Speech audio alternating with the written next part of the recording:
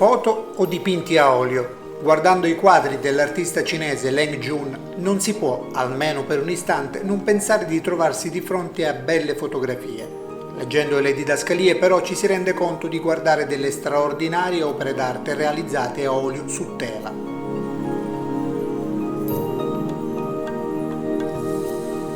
Laureatosi presso il Dipartimento di Arte di Wuhan nel 1984, Jun ha ricevuto un dottorato onorario alla Birmingham City University nel 2018 per le sue eccezionali doti artistiche e per la capacità di interpretare la realtà in maniera così dettagliata da penetrare all'interno della materia.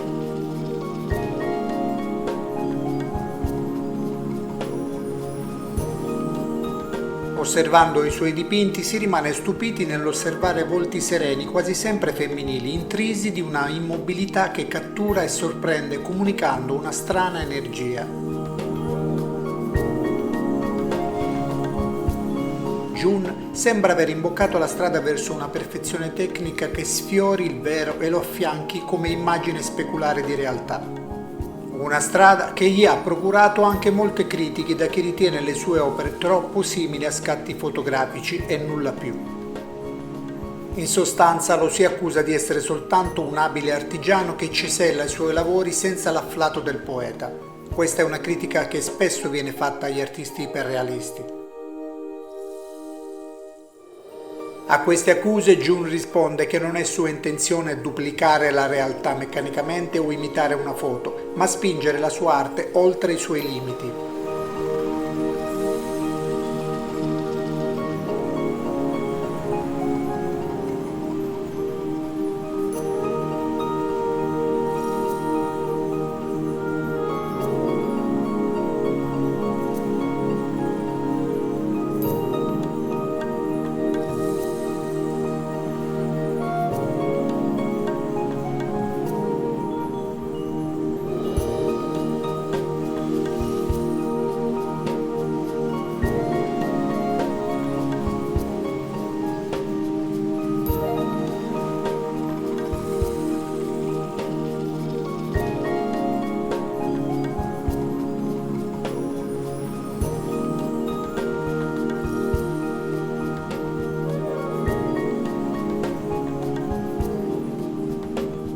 L'emozione dai dipinti dell'artista scaturisce come gli sguardi delle dame da lui ritratte superano il confine fisico della tela e penetrano nel tessuto della realtà, emozionando l'osservatore e portandolo ad osservare i particolari dei dipinti in ogni pennellata. Leng Jun lavora a Pechino portando avanti la sua idea di arte figurativa, trasportato dalla sua strabiliante abilità tecnica, ma anche dalla voglia di comunicare emozioni.